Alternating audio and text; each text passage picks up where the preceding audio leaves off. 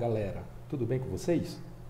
Então, nessa aula de hoje a gente vai falar, vai ser uma continuação daquela nossa aula anterior, né? Onde a gente explicou que existem dois métodos para se analisar o escoamento do fluido, né? Que é o método diferencial e o método integral, né? Nós vamos começar com essa análise integral do escoamento, porque é uma análise mais fácil, né? A gente vai levar em consideração um volume de controle e a gente vai fazer essa análise do volume de controle para depois, numa outra oportunidade, a gente falar sobre análise diferencial, que é um pouco mais complexa, né? Então, o objetivo dessa nossa aula de hoje é deduzir para vocês o teorema do transporte de Reynolds, né? Que é um teorema muito importante. E depois que a gente deduzir esse teorema do transporte de Reynolds, a gente vai deduzir a equação da continuidade, ou então a equação da conservação de massa, tá bom? Bom, então para a gente começar, a gente precisa primeiro falar um pouquinho sobre alguns fundamentos, né? Então, o primeiro fundamento que a gente tem é a conservação da massa, que a gente já conhece, né? Diz que a massa de um sistema ele permanece constante durante um processo, ou seja, não existe perda de massa, né? A massa ela não desaparece, se ela desaparece de um lugar, ela reaparece em outro, né? Ou seja, a massa ou a variação da massa com o tempo ela vai ser igual a zero, né? A massa ela é constante, isso é o princípio da conservação. Nós temos a conservação do momento linear, que fala que o momento de um sistema permanece constante quando a força resultante que age sobre ela é nula. Aí aqui a gente traz os conceitos de momento, né, do momento linear. Então eu tenho que o somatório das forças vai ser igual a massa vezes a aceleração, pela lei de Newton, que a gente já conhece, substituindo aqui a aceleração pela derivada, né, da velocidade, dv dt.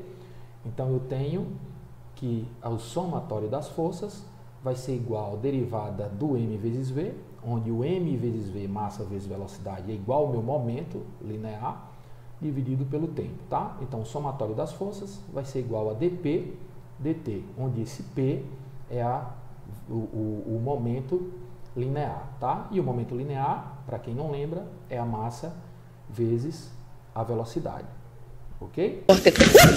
Meu Deus, perdão! Bom, aqui a gente tem uma outra conservação, que são os três tipos de conservação que a gente vai analisar durante o curso. Esse é a conservação de energia, né? Então a gente começa pedindo para que vocês considerem um sistema simples, né? Que não está sendo influenciado por efeitos magnéticos ou elétricos, né? E a energia total desse sistema simples consiste em três partes que a gente já conhece também, que é a energia interna, a energia cinética e a energia potencial. A energia interna é aquela energia relacionada às moléculas, né? Às suas atividades moleculares. Então as moléculas elas possuem forças de interação e isso é o que a gente chama de energia interna. Então todos os corpos eles possuem energia interna, porque eles possuem moléculas. Se eu tenho molécula, eu tenho energia interna. A outra energia é a energia cinética, né? Que é o resultado do movimento em relação a um determinado sistema de referência. Então sempre que o meu sistema ele estiver em movimento, né? Por exemplo, se eu tenho um fluido em movimento, esse fluido em movimento ele tem energia cinética. Justamente porque esse fluido está se movimentando e essa movimentação faz com que eu tenha essa energia cinética, tá bom? E o outro é a energia potencial, né? Que é resultado de uma altitude no campo gravitacional, tá bom? Então aqui a gente tem que a energia do sistema, ou a energia total, é a soma da energia interna, da energia cinética e da energia potencial, tá bom? Aí aqui a gente tem uma observação, ó, o fluido entrando ou saindo de um volume de controle, ele possui uma forma de energia que a gente chama que é uma energia adicional, que é a energia de escoamento. Ó. A energia de escoamento ele relaciona a pressão com a massa específica, né? E aí a gente pode representar essa energia de escoamento como uma energia por unidade de massa que é necessária para mover o fluido e manter o escoamento. É como se fosse a energia que eu preciso colocar, ou que o fluido precisa ter para que ele escoe.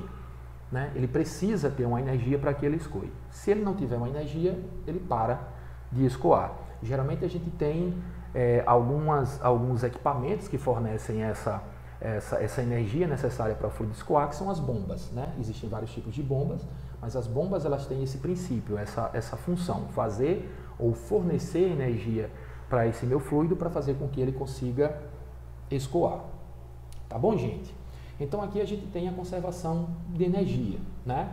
A variação da energia do sistema é simplesmente igual à variação do calor, né? Da taxa de calor e a variação da taxa de trabalho, certo? Aqui o dQdt é a taxa líquida de calor que entra no sistema e o dWdt é a taxa líquida de trabalho que sai do sistema. Para a gente entender isso aqui melhor, vamos imaginar essa situação que é um pistão cilindro, né? Então o que é que eu tenho aqui? Eu tenho o meu cilindro, certo? Eu tenho o pistão aqui e aqui nesse espaço eu tenho um gás. Então o que é que eu vou fazer? Ó, isso aqui é o nosso sistema, tá bom? Esse aqui é o nosso sistema. Então, para a conservação da energia desse sistema, eu tenho que, se eu adicionar o calor aqui dentro, o que é que vai acontecer com esse gás? Esse gás ele vai expandir. Ó, na hora que esse gás expande, ele provoca o deslocamento desse pistão desse ponto aqui, ó, desse ponto inicial, para esse outro ponto. Na verdade, quando aconteceu esse deslocamento, eu tive um trabalho, né, realizado por esse pistão. Então, eu adiciono o calor e eu retiro o trabalho no sistema. Então, esse é o princípio da conservação da energia. Joinha? Adoro seu sorriso bobo e a sua cara de assustada. Bom, aqui a gente continua com mais alguns conceitos que vão ser bem importantes para o nosso estudo, tá certo? Então, esse primeiro conceito que a gente tem aqui é o conceito da vazão volumétrica. Então, a vazão volumétrica ele é o volume de fluido que escoa através de uma seção transversal por unidade de tempo. Simplesmente volume por tempo, ou metro cúbico por segundo, no sistema internacional. Isso é a nossa vazão volumétrica. Vai ser muito importante, porque como a gente está analisando e está estudando um volume de controle, então eu vou sempre analisar a quantidade de massa por tempo, ou o volume, né, de fluido por tempo que está entrando e que está saindo desse meu volume de controle. Tá bom? Então, assim, para que a gente chegue a uma equação do que seria a minha vazão volumétrica, vamos imaginar essa figura aqui, ó. Então aqui eu tenho uma figura, essa figura eu tenho esse como se fosse um cilindro, né? Esse cilindro ele tá inclinado aqui, isso em superfície, só para fins didáticos mesmo. Aqui a gente tem um elemento de área, dA, né? Porque percebam, aqui eu tenho uma área, se o meu fluido está escoando da esquerda para a direita, então eu tenho uma área de entrada, ou uma superfície de entrada, e eu tenho uma superfície de saída. Lembrando que isso aqui é o meu volume de controle, tá bom? Então, como a gente sempre faz, a gente não analisa inicialmente essa área toda, tá bom? A gente analisa, pega um pedacinho da área para fazer a nossa análise, que seria uma área diferencial, né?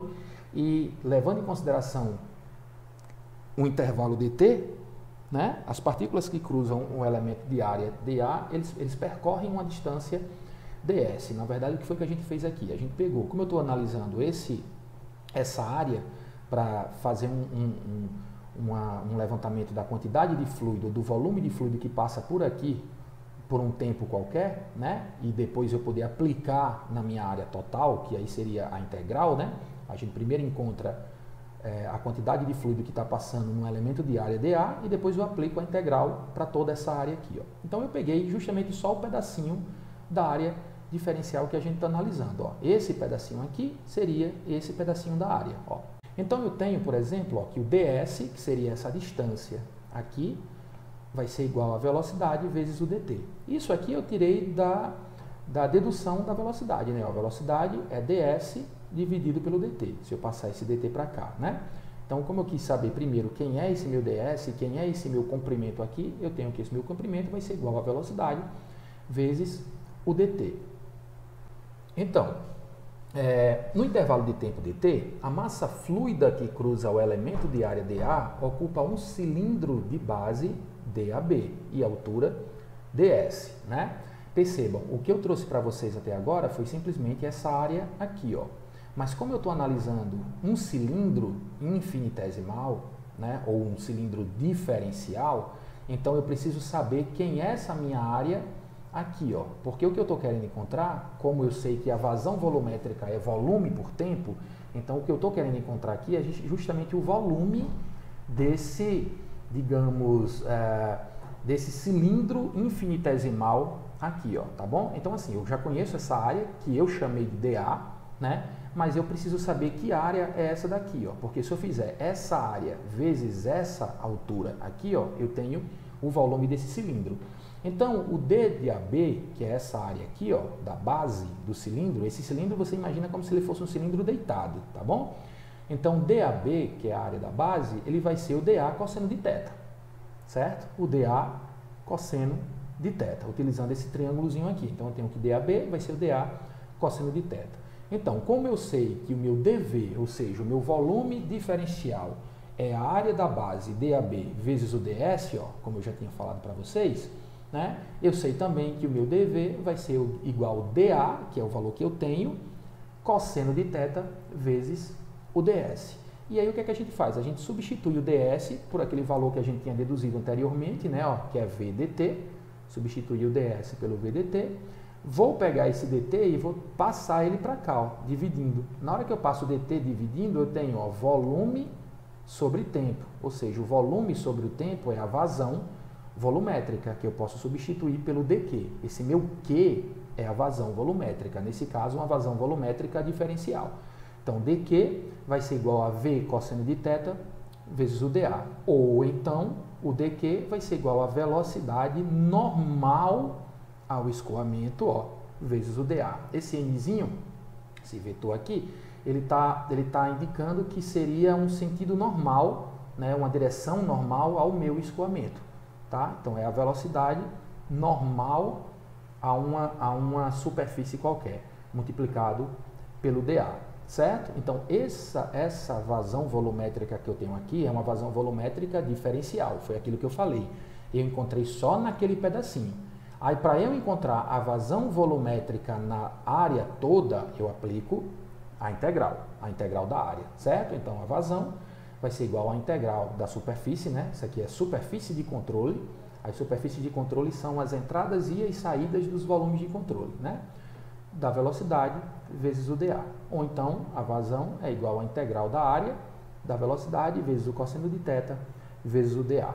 Alguns livros eles trabalham só com uma integral, tá? Não precisam trabalhar com essa integral de área aqui. Em alguns livros eles trabalham só com integral e a gente consegue, com uma integral só, já resolver as questões que importam para a gente, certo?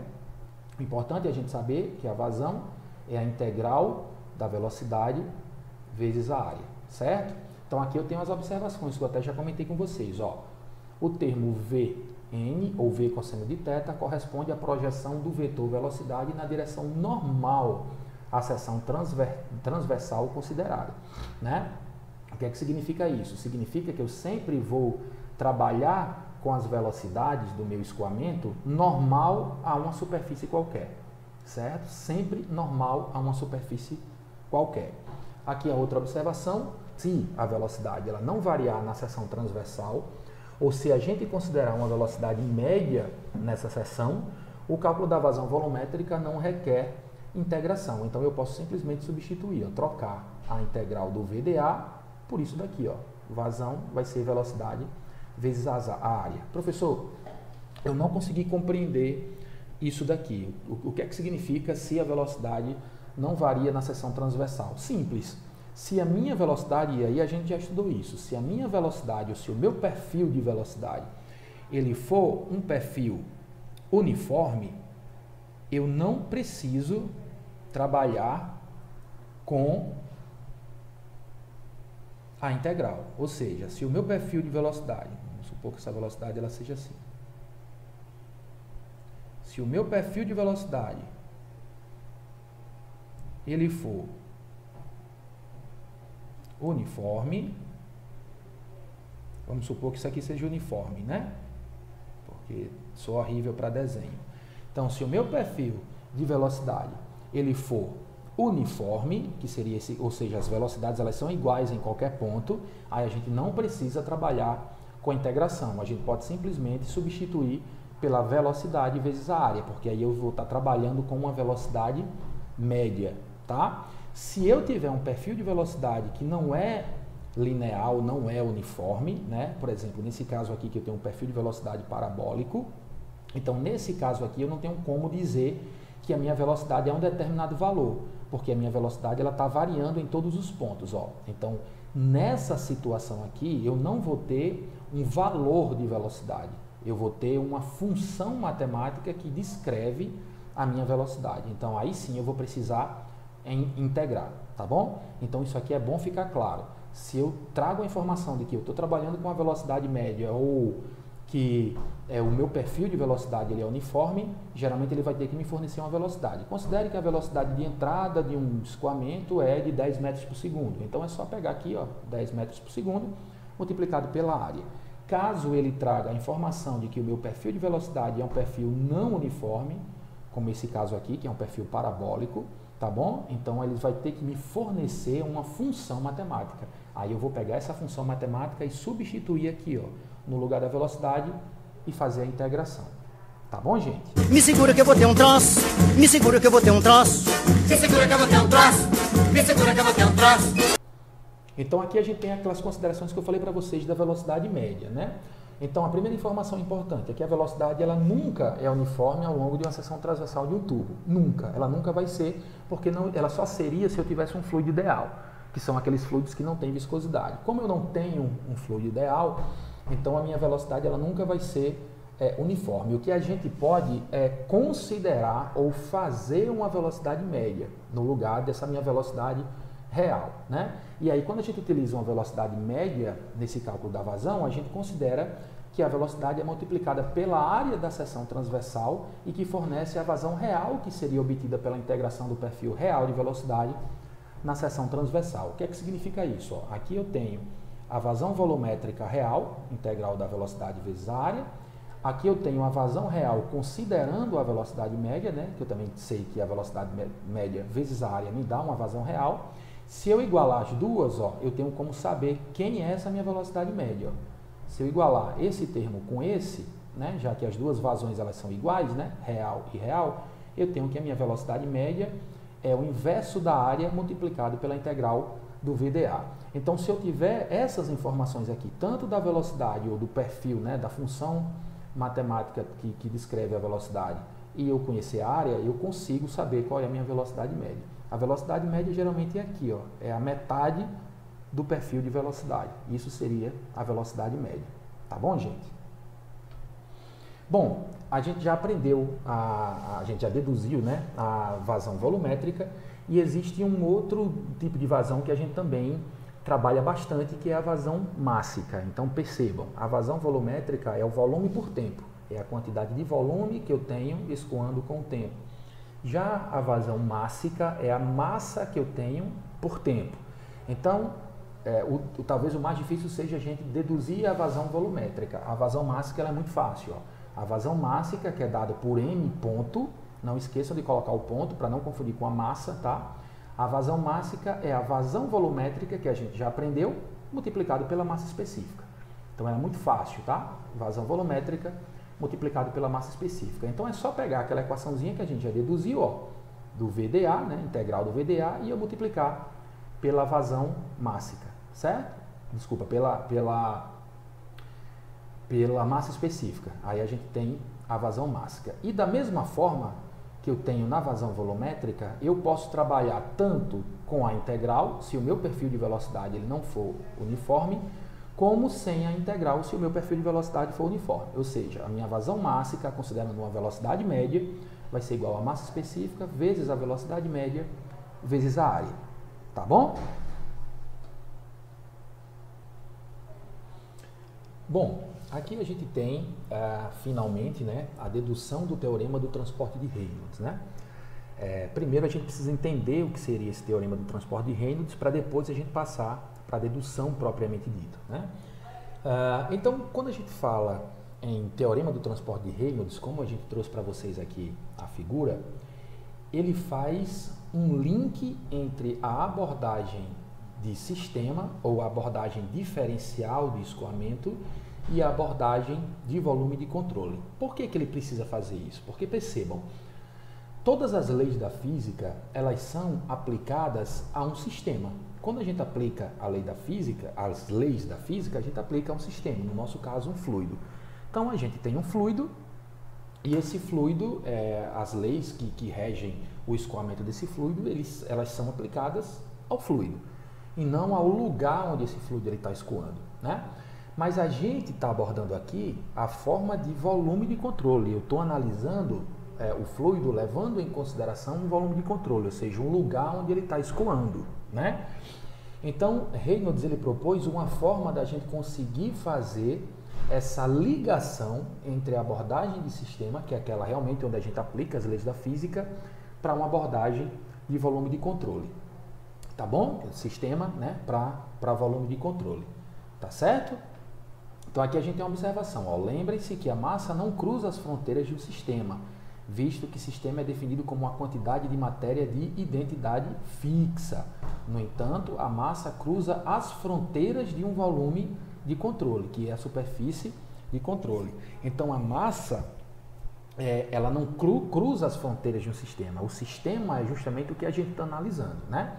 Mas a massa, ela pode cruzar sim as fronteiras de um volume de controle.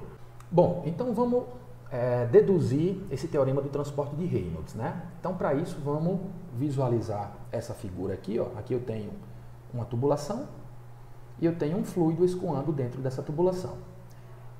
Esse pedacinho que eu tenho aqui em azul é o meu volume de controle, certo? Esse pedacinho aqui é o volume de controle. E esse pedacinho aqui que está pontilhado, né, é o meu sistema ou o meu fluido, tá certo? Então, se vocês perceberem, nesse instante aqui, ó, certo? Nesse instante aqui, que a gente pode chamar de tempo t, nesse instante, o meu volume de controle correspondem ao mesmo sistema, né? Ou seja, o meu sistema e o meu volume de controle, eles coincidem no tempo, eles estão no mesmo lugar, tanto o meu volume de controle como o meu sistema, que seria o meu fluido. Sendo que esse fluido, como eu já falei para vocês, ele está escoando. Então, assim, no momento ou no tempo t, o meu sistema está aqui dentro do volume de controle, sendo que depois ele vai continuar escoando, ó. Aí chega um determinado tempo depois, que eu chamei de t mais ΔT, que aí o meu sistema ele vai estar aqui, ó.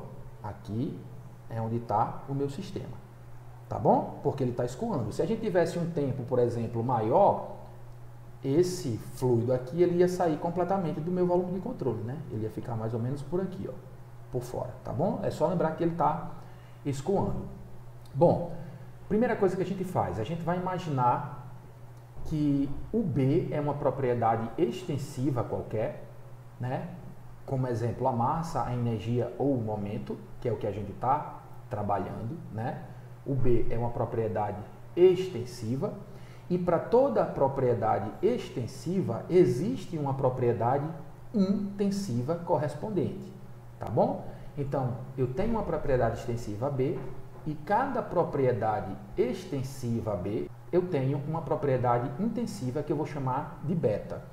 Então, ela vai ser a minha propriedade extensiva, que seria o B, nesse caso, massa, energia ou momento, dividido pela própria massa, tá bom? Então, mais uma vez, o Bzão é a propriedade extensiva, que no nosso caso vai ser massa, energia ou momento, e para cada B, ou seja, para a massa, para a energia e para o momento, eu vou ter um beta, que é a propriedade intensiva. Esse beta vai ser o B dividido pela massa. Vamos só dar um exemplo rápido, que depois a gente vai voltar para isso. Vamos supor que o meu Bzão seja a massa. Então, eu digo que o meu Bzão é a massa. Se o meu Bzão é a massa, quem é o meu beta? O meu beta vai ser a massa dividido pela massa, ou seja, vai ser 1. Ok? Então, vamos lá, mais uma vez. Aqui eu tenho o meu fluido escoando, né? No tempo t, o meu sistema e o meu volume de controle, eles se coincidem, eles estão no mesmo lugar. Já no tempo t mais ΔT, que seria esse tempo aqui, ó, o meu sistema, parte dele está dentro do volume de controle, que seria esse ponto 2 aqui, ó, parte dele está dentro do volume de controle ainda, mas parte dele está fora do volume de controle, ok?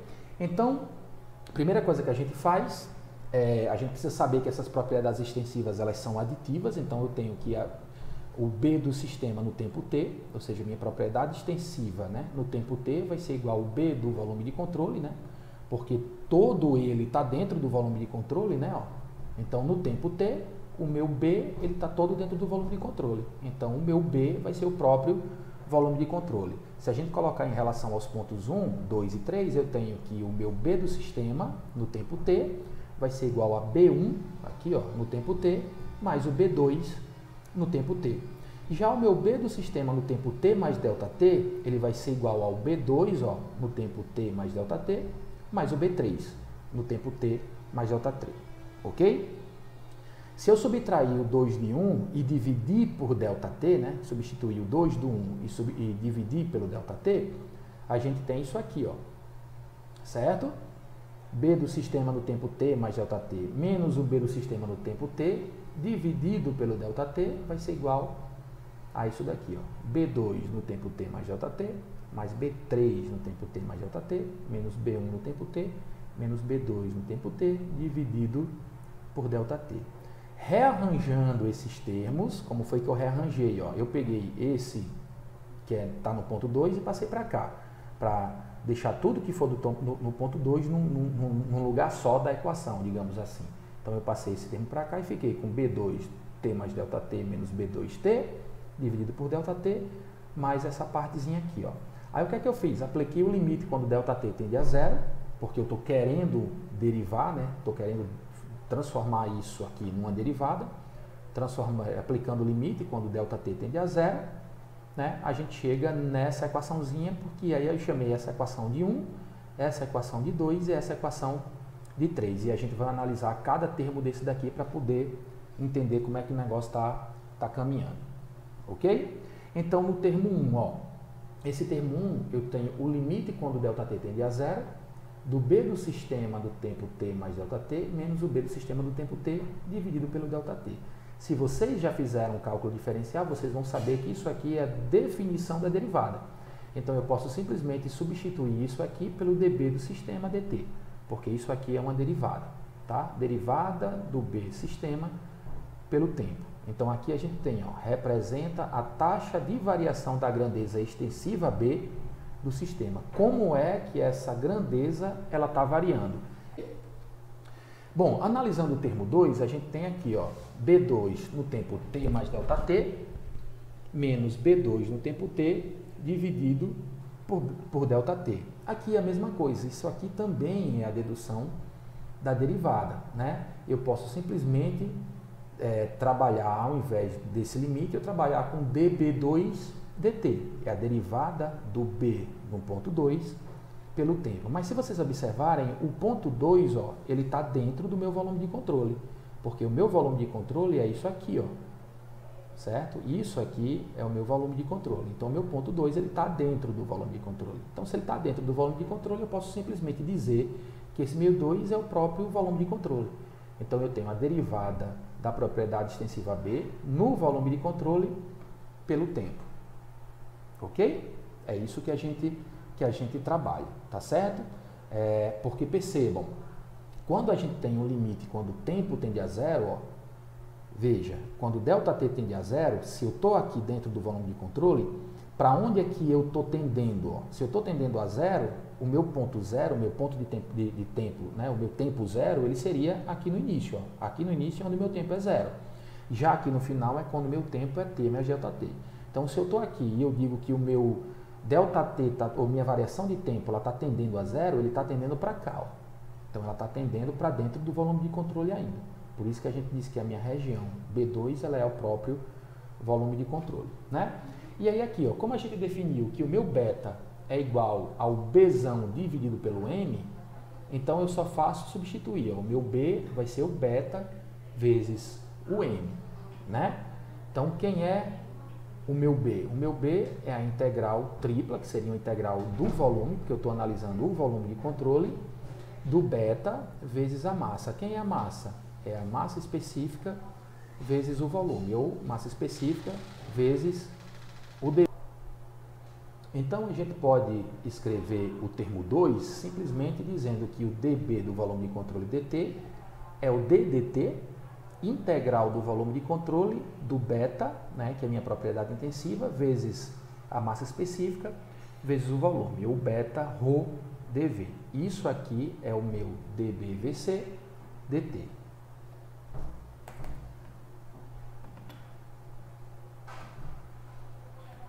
Bom, já o terceiro e último termo já fica um pouco mais difícil assim, porque isso aqui eu não posso dizer a vocês que é uma derivada, porque não é. Porque eu tenho um B3 e eu tenho um B1. Então isso aqui eu não posso dizer que isso aqui é uma derivada, porque seria derivada de quê? Do B3 ou do B1? Na verdade, de nenhum dos dois. Mas existe uma forma da gente fazer uma análise para a gente identificar o que seria esses termos. Então a primeira coisa que vocês precisam imaginar é o seguinte, vamos analisar o B3. Ó. O B3 está aqui. Quando o meu tempo tende a zero, ó, se eu estou aqui dentro, quando o meu tempo tende a zero, eu estou tendendo a essa superfície de controle aqui, ó, porque aqui é onde o meu tempo é zero. O meu tempo é zero dentro de todo, ou o meu tempo é t, né, digamos, em todo esse ponto aqui. Ó. Então, se eu tenho, se eu estou dizendo que o meu tempo está tendendo, ou minha variação de tempo está tendendo a zero, é porque esse ponto 3 aqui, ó, ele está tendendo a essa superfície de controle. Já o ponto 1, ó, o ponto 1 é esse, eu estou aqui dentro. Se o meu tempo está tendendo a zero, esse ponto aqui ele está tendendo para cá também. Ó. Então, ele está tendendo, os dois estão tendendo a superfícies, ou seja, as superfícies de controle, que são as entradas e as saídas do meu volume de controle. Então, escrevendo essa grandeza, eu tenho que dB dt vai ser igual a beta vezes a massa, dividido pelo tempo. Ou seja, massa dividido por tempo é a vazão mássica. Então, eu tenho que o meu dB dt vai ser igual o beta multiplicado pela minha vazão mássica, certo? E aí, aplicando essa análise na superfície de controle, eu tenho que o meu dB dt vai ser igual à integral da área, ó, porque eles estão tendendo à superfície de controle, do beta vezes o ρ v dA. Tá bom? Porque o ρ v dA é a minha vazão mássica, como a gente já deduziu anteriormente.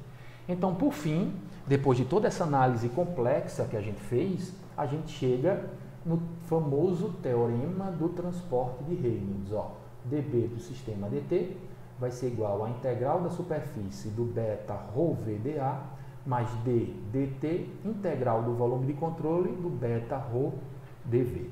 Isso aqui seria a variação da propriedade extensiva do sistema, né? A variação total da massa, ela vai ser igual à variação da propriedade extensiva na superfície de controle, né?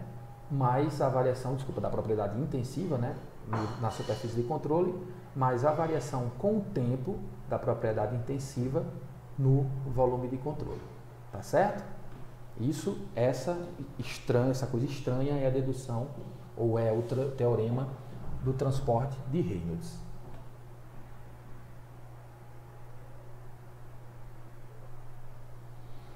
Bom, vamos tentar ver se a gente consegue simplificar mais, né? Porque eu acredito que tenha ficado um pouco difícil de entender isso daí. É um conceito muito teórico.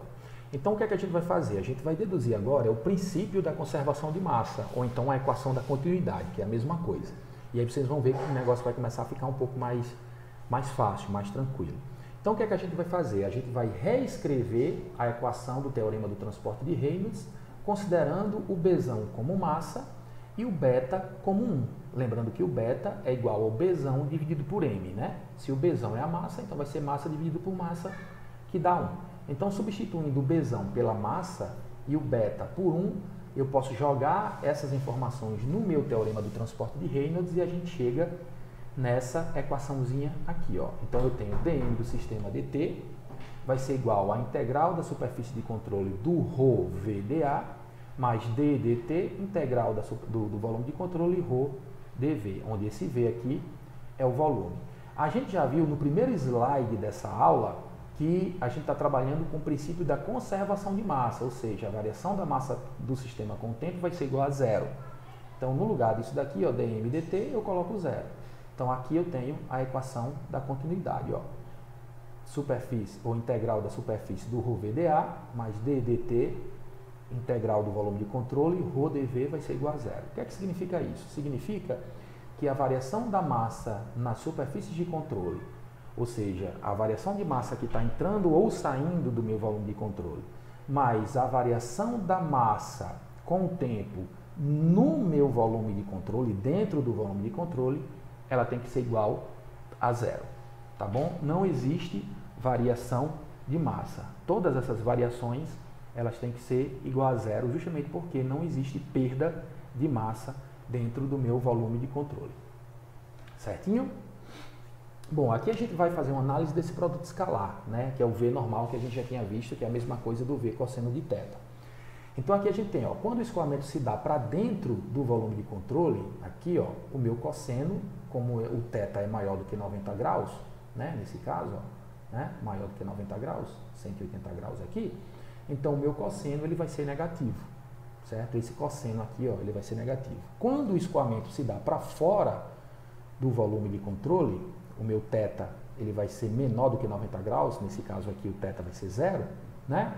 Então o meu cosseno ele é positivo. Então, o que é que eu posso tirar de informação disso daqui, para facilitar a nossa vida? Sempre que eu estou entrando no meu volume de controle, eu considero a velocidade como se fosse uma velocidade negativa. O valor da velocidade ele vai ser negativo. Sempre que eu estiver saindo do meu volume de controle, eu vou considerar a minha velocidade como se fosse uma velocidade positiva. Tá bom? E aqui a gente pode, professor, eu ainda estou achando difícil aquela equação da continuidade, o que é que a gente pode fazer? Bom, a gente pode simplificar, claro que vai depender do que o exercício e do que a gente está trabalhando, mas o fato é que a gente consegue, pode sim simplificar a equação da continuidade, né, para deixar essa equação um pouco mais simples. Claro, mais uma vez, dependendo do que o exercício ele está, ou que a gente vai trabalhar, né, dependendo do que eles estão pedindo para que a gente faça. Então aqui o que é que a gente faz? A primeira coisa, considerando que a integral de superfície ela deve ser computada em todas as entradas e as saídas de volume de controle, a mesma ela pode ser dividida em duas partes. Então aqui eu estou imaginando como se eu tivesse uma tubulação. Se vocês analisarem uma tubulação como se fosse um volume de controle, a minha tubulação ela só tem duas superfícies de controle, uma de entrada e uma de saída. Só se ela tiver algum furo por cima, né? E aí a água vai sair também por esse furo. Mas se ela não tiver, eu só vou ter a entrada e eu só vou ter a saída. Então aqui, ó, eu posso considerar que eu tenho uma saída, que é a integral do ρVdA, e uma entrada, que é a integral do ρVdA. Aquilo que a gente já viu no slide anterior. Na entrada, eu tenho a minha vazão negativa, ó, e na saída, eu tenho a minha vazão positiva. Certo? Isso aqui é se a gente considerar uma entrada e uma saída só, como se fosse o caso de uma tubulação. E aqui eu tenho, como já falei para vocês, os casos especiais em que a gente pode simplificar essa equação da continuidade. O primeiro caso é um escoamento em regime permanente. Percebam que lá nas primeiras aulas da primeira unidade, eu falei para vocês o que era um escoamento em regime permanente. E na época eu falei que o escoamento em regime permanente era um escoamento onde as propriedades do fluido não variam com o tempo. Então, se vocês observarem essa equação aqui, ó, o único termo onde eu tenho variação com o tempo é esse, ó, ddt. O único termo que eu tenho variação com o tempo é esse. Então, se eu considerar que o meu escoamento ele é em regime permanente, não existe variação dentro do meu volume de controle. Ou seja, o que entra vai ser igual ao que sai. Quando a gente fala isso, imagina o seguinte, se eu tenho a minha sala de aula e eu tenho 50 alunos, e eu digo para vocês o seguinte, gente, eu quero manter esses 50 alunos na minha sala de aula, eu não quero ter nem mais nem menos do que 50 alunos. Então, o que é que significa? Se tiver um aluno que queira ir no banheiro, esse aluno ele só pode ir ao banheiro, ou seja, ele só pode sair da minha sala se algum outro aluno que está do lado de fora entrar, porque aí ele sai e o outro aluno entra, e eu mantenho sempre os 50 alunos dentro da sala de aula. Então, quando a gente fala que não tem variação da massa dentro do meu volume de controle, seria basicamente isso. Se eu tiver um exemplo mais prático, imagina que eu tenha um reservatório de água e eu quero manter esse reservatório de água constante. Sendo que, ao mesmo tempo que eu quero manter esse reservatório de água com o nível da água constante, eu sem querer abro uma torneira que está colocando água dentro desse reservatório. É óbvio que esse nível da água ele vai aumentar. Mas, como eu já falei, eu quero que esse nível de água ele seja constante. Eu não quero que essa água ela varie com o tempo. Ou seja, eu quero que esse termo aqui seja zero. Então, o que é que eu faço? Bom, o que eu faço, eu preciso fazer um furo nessa minha nesse meu reservatório, ou então abrir alguma torneira, se tiver nesse reservatório, para fazer com que a vazão que está entrando no reservatório seja a mesma que está saindo, para eu poder manter esse nível da água, do líquido constante. Tá bom, gente? Então, quando eu tenho regime permanente, esse termo aqui é zero e eu trabalho simplesmente com esses dois. Ou seja, o que está entrando vai ser igual ao que está saindo. Aqui, ó. O que está entrando vai ser igual ao que está saindo. Tá bom? Outra coisa que a gente pode simplificar é se eu considerar que, além do meu regime permanente, o meu fluido ele é incompressível. Como a gente já viu, quando eu tenho um fluido incompressível, significa que o meu fluido ele não está variando a sua massa específica. Então, se a massa específica não varia, essa massa específica é igual a essa. Eu posso cancelar as duas. Aí eu já tenho isso daqui, ó. Integral do VdA na saída vai ser igual à integral do VdA na entrada. Ou então os somatórios, né, de tudo que está entrando e de tudo que está saindo. Tá certo? Isso aí a gente pode fazer outra simplificação também.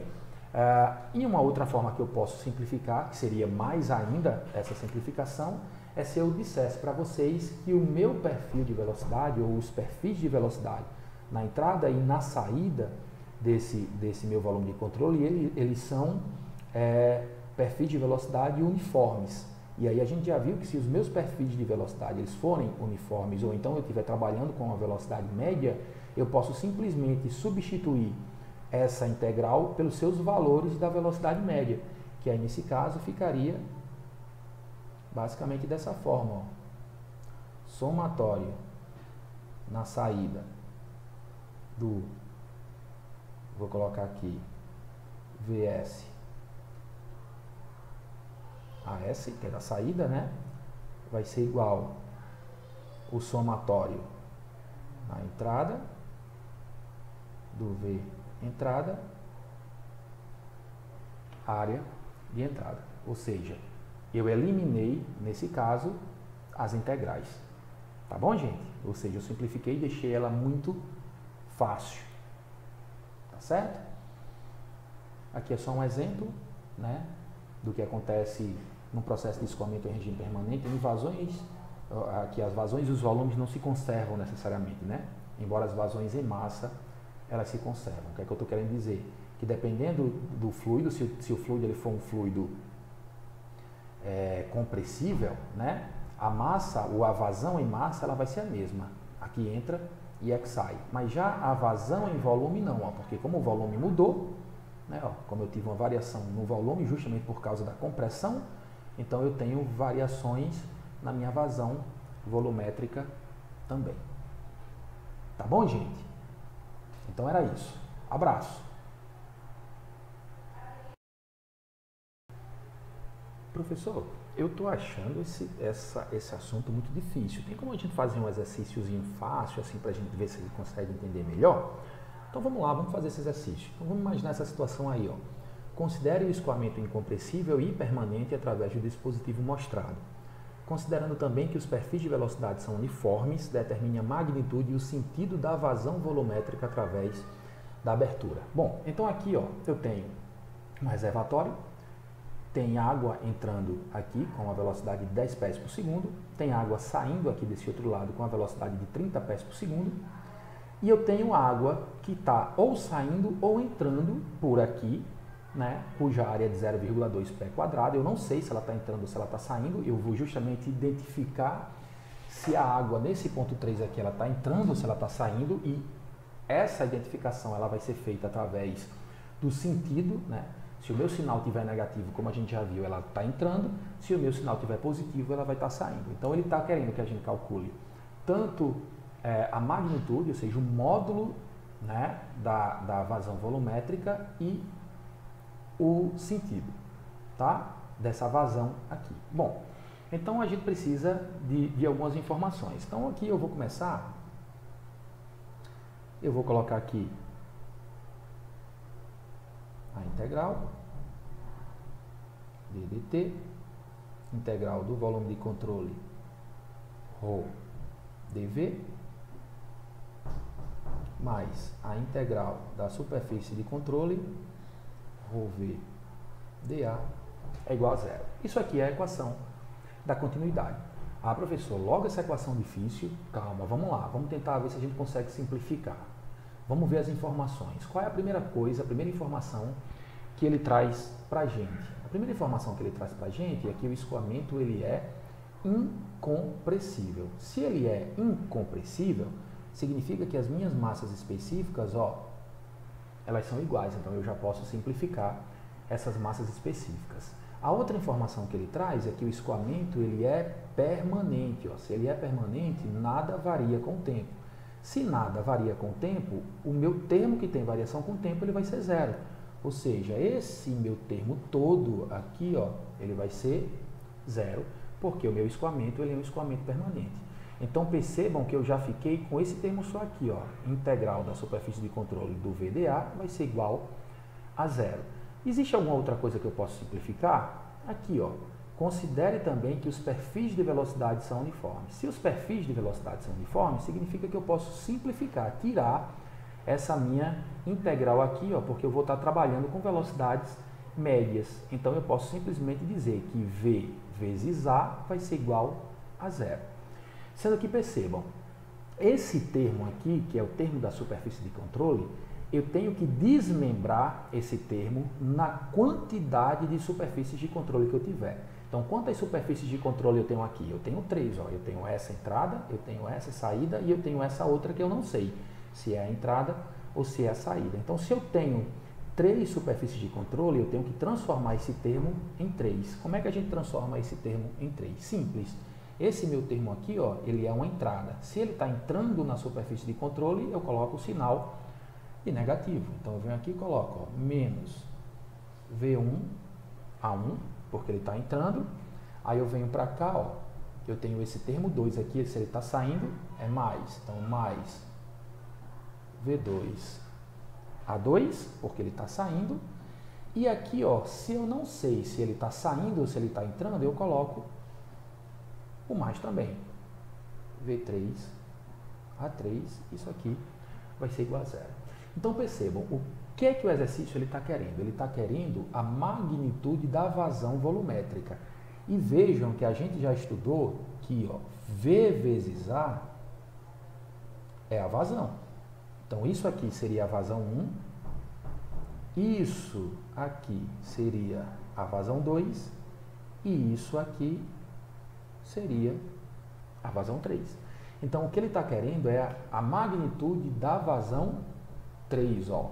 Então, o que ele está querendo é justamente o V3A3, que eu posso chamar de Q3. Então, Q3 vai ser igual a V1A1 menos V2A2. Ó, V1A1, que eu passei para cá, da igualdade, menos o V2A2. Então, quem é o meu Q3? Substituindo aqui, quem é o meu V1? O meu V1 é 10.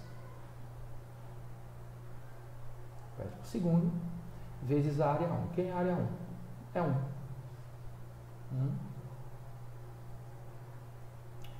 Pé ao quadrado, desculpa.